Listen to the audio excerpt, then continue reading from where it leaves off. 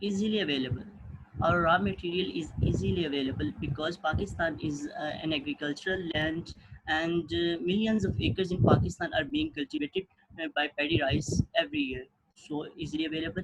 Good thermal properties. There are high melting and boiling points of rice as compared to other biomasses. So this is a good property for rices. Nice. Next slide. And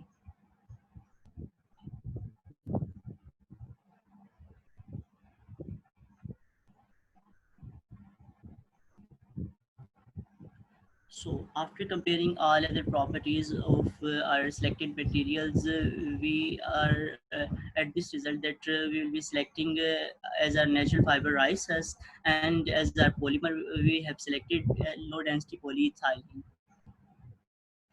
Now, I will request Mohsin Matlub to continue his presentation from onward. Sal- Assalamu alaikum. I am Muhammad Mohsin Matlub. Now I tell you why we select these two chemicals for the pretreatment. There are a lot of chemicals which are available for the pretreatment like methanol, ethanol, HCl, and many other. We select glycerol and choline chloride.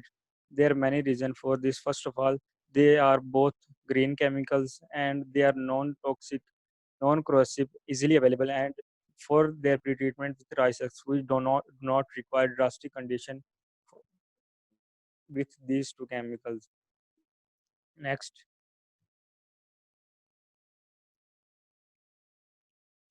this is the experimental work which we followed for the fabrication of sheet. First of all, we take the rices from the field, then we grind it to reduce its size. Then by screening or sieving, we only get the rices which is less than 0.5 millimeter. After that, we pretreat our rices with glycerol and choline chloride. After pretreatment with these two chemicals, we dry the pretreated sample in the oven at 80 centigrade for 12 hours. After this, we take the treated rices and low density polyethylene and then mix them into the internal mixture at 135 centigrade and 200 rpm for 10 to 15 minutes. When the mixture obtained from the internal mixture, then we put it into the square shape mold and put into the thermal press for 10 minutes at 180 centigrade and 12 megapascal pressure. Then we obtain our sheet. Then we obtain the biocomposite sheet. Next, these are the some steps which we followed for the fabrication of sheet. First of all, internal mixture. Here, low density polyethylene and rice husk mix at 135 temperature. Here we see the pics of the mixture which we will obtain from the internal mixture. Then we put this mixture into the thermal press for fabrication of sheet. Then this is the sheet which we will obtain from the thermal press. Next,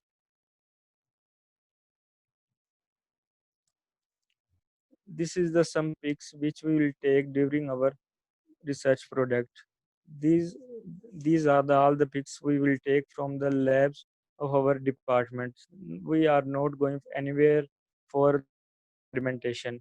This is all the complete step which we followed for the experimentation.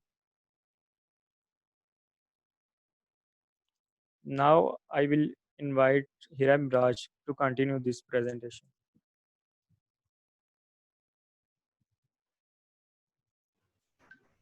Mm, Okay.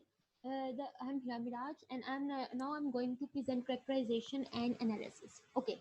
There are three types of characterization we did, which is first one. The first one is Charpy impact tester, and the second is Fourier transform infrared spectroscopy, and the last one is nano indentation. Okay. First one is impact tester. What is impact tester? Actually, tester in which we see the how much energy is material absorbed by applying a sudden force. And impact tester are performed to increase the resistance to failure of a material to a sudden applied force. Okay, we did this test on this pendulum sharp impact tester machine apparatus, which is present in our chemical department in our lab.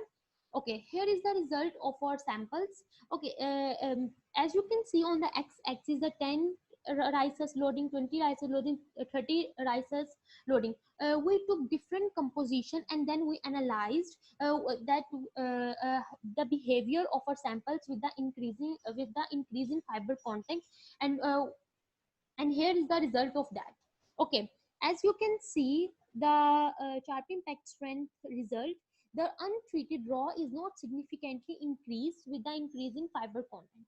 It indicates that there is no proper mixing occur between fiber and matrix, maybe the fiber only act as a filler. But after pre-treatment, the strength of treated, as you can see, 25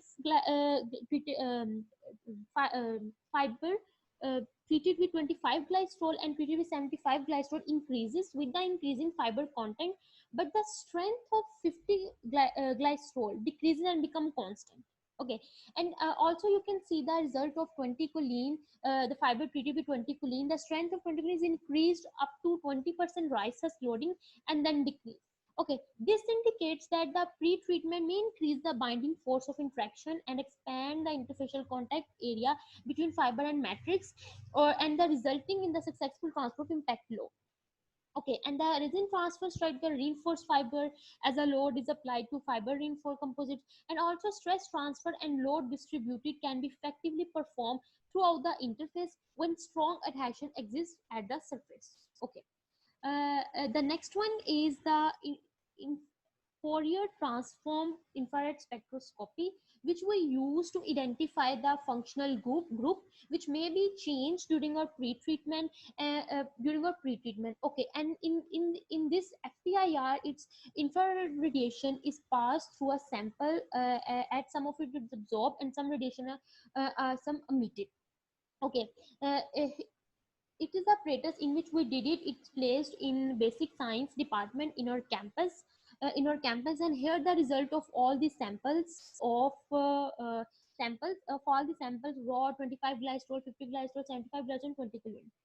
As you can see the FTIR spectra, and the peak at 3280, 3280 and 3309, 3309 of 75 glycerol, uh, and 3316.11 centimeter of treated.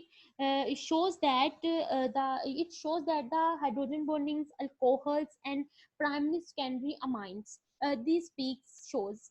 On the other side, the decrease in the intensity of peak of treated 50 glycerol at 328043, as you can see, the decrease in the intensity of peak, it indicates that maybe it's due to the removal of hemicellulose.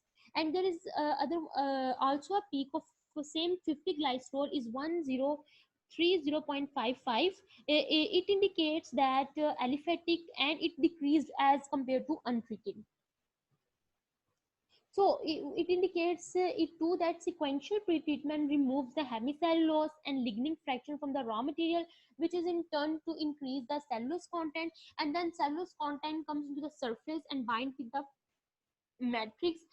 So it may be it indicates that there is a increased adhesion between them. Okay, the next one is nano indentation, which we call Sikandar to present this presentation. Mohammed Sikandar presenting again. So, firstly, I'll discuss about what is a nano indenter. A nano indenter is the main component for indentation hardness tests used in indentation. Since the mid 90s, nano indentation has become the primary method for measuring and testing very small volumes of mechanical properties. There are some mechanical properties which we can determine and analyze with the help of nano indenter. Firstly, of elasticity, hardness, yield strength, fracture toughness, scratch hardness, and wear properties. After that, we'll be watching the graph. Yes, here we are. This is the load displacement graph, which shows that materials with the micrometer units and force is on the y-axis with millinewton units. So, what are our findings from this graph? That depth of the probe inside material increases by increasing force on material. When we keep force constant at 100 millinewton, we observe a constant change in depth. This straight region is known as creep region. We can also see this region in the graph. Unloading starts. Unloading curve does not overlap loading curve, which indicates that our material is not fully elastic, but it shows plastic behavior as well. It is also obvious that when we increase raw material loading in our material becomes harder than the materials with less loading of raw material. We can see with the line with the blue curve 20 RH raw, which is the hardest material among all. Pure LDP is a softer material. We can conclude from graph that materials with 10 to 15% raw loading are showing almost same trend as pure LDPE because these materials have lesser loading of raw, and due to greater quantity of pure LDPE they are less. Next slide, fine. In which in next slide we have some description of some treated materials along with the raw materials without pre-treatment, which we have discussed in the previous slide. We can see in this slide again the 20 RH raw line with the yellow one. This is the hardest one. How can we know that it is the hardest one material? Because the probe traveled less distance in this material. And we can see here 10 RH raw, 10 RH 75 GLY, and 15 RH 75 GLY lines with the brown and red color lines. They are the most soft material among all. That's why probe penetrated more distance in these materials. So, what did we conclude from this slide? That pre-treated treatment makes materials softer and helps them in making strong bond, enhancing elasticity, and making smooth structure of materials. Next slide.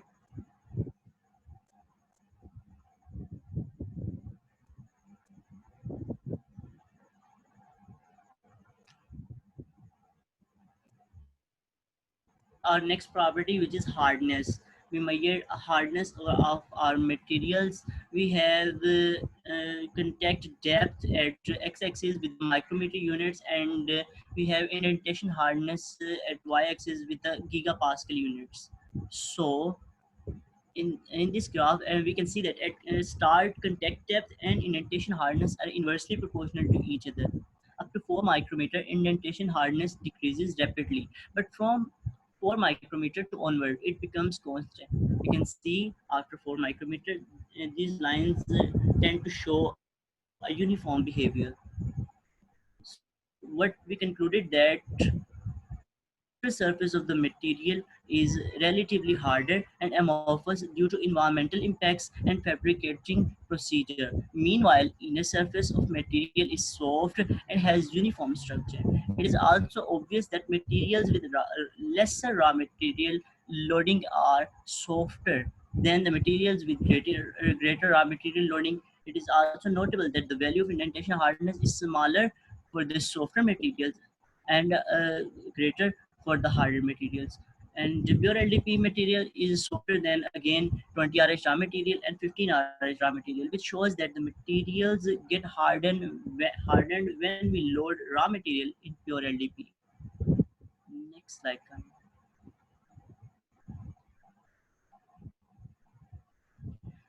This slide also shows the importance of pre-treatment of raw material. We can see lines of 10 RH raw and 10 RH 75 GLY and 15 RH and 75 GLY.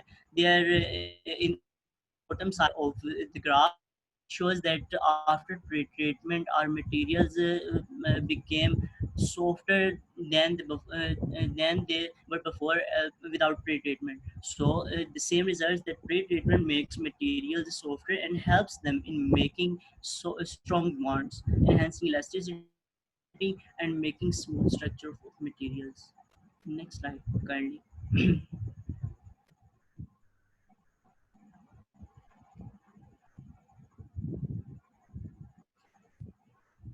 We have our next slide, which is elastic modulus property. We are going to discuss here. So at x-axis we have contact depth, and at we have elastic modulus with the gigapascal units again. In this graph, we can see that at start contact depth and elasticity modulus are inversely proportional to each other. After almost 3 seconds, elasticity modulus becomes constant. At start, value of elasticity modulus of pure LDPE is highest among all due to its hard outer surface. On the other hand, 20RH RA has lesser value of elasticity modulus at start, which is due to its amorphous outer surface. Materials with lesser natural fiber loading are likely to be softer as values of their elasticity modulus are less. At start, higher values of elasticity modulus show that outer surface of the material is harder than inner surface. Less value of elasticity modulus tells us that material is likely to be deformed easily. By increasing natural fiber loading and without pre-treatment, material loses its strength and elasticity and tends to deform easily. Next slide, kindly.